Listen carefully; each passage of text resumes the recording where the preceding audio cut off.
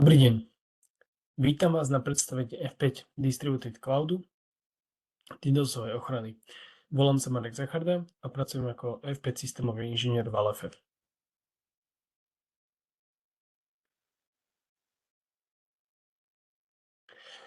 Frekvencia DDoSových útokov sa naďalej zvyšuje, ako vidíme na nasledujúcom grafu.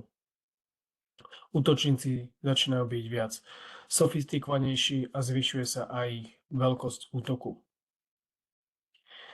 Taktiež útočia aj na kapacity siete. Niekedy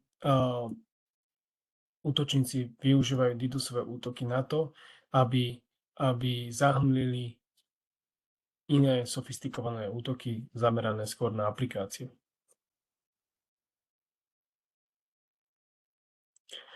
Prevádzkovateľa siete a aplikácií by mali zohľadniť tieto útoky už vo svojej business kontinuite a vo svojich plánoch, lebo dobre mierený veľký masívny volumetrický útok môže vykonať veľké straty, čo sa týka finančných prostriedkov alebo dobrého mena firmy a podobne. Taktiež tieto útoky môžu trvať buď pár minút, dokonca aj pár dní.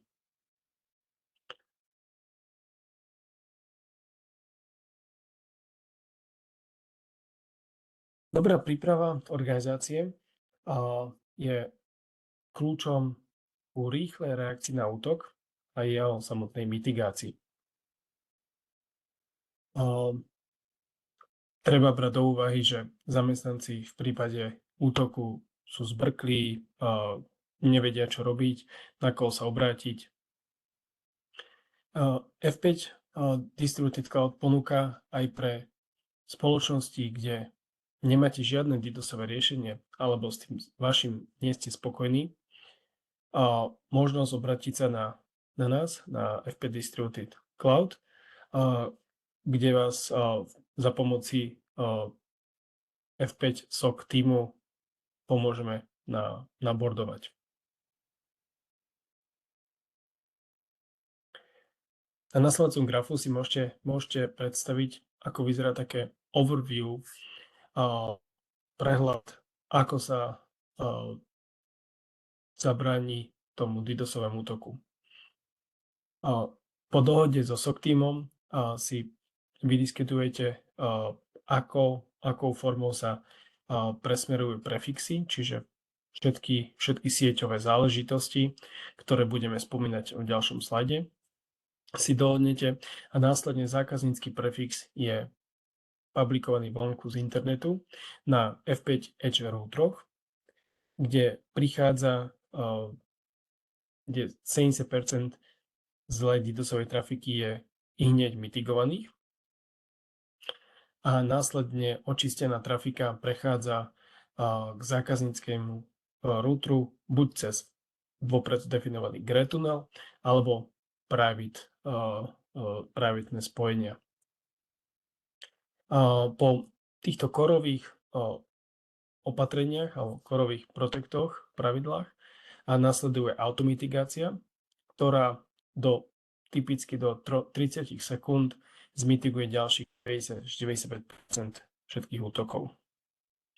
Samozrejme, v momente, ako začína útok, sú notifikovaní experti zo SOC týmu a tí potom pridávajú ďalšie TPI a filteringové pravidlá a nastavujú rôzne thresholdy. Experti zo SOC týmu sú reálni experti, ktorí sa zahlbujú do DDoSových útokov, čiže keď sa s nimi skontaktujete, tak máte oproti sebe reálneho experta. Poďme sa teda pozrieť, aké parametre potrebujete vedieť pri vašom prvom stretnutí, keď budete si dohadovať presmerovania s F5 SOC týmom. Čiže sú to už nejaké sieťové nastavenia, letter of authorization, prefixy, koľko routerov chcete chrániť a podobne, kde sú lokality tých routerov a podobne. Taktiež sú tam BGP nastavenia, ASN-kové nastavenia a podobne. A taktiež dohodnete si, akou formou sa spätná trafika vráti naspäť do zákazníckych routerov.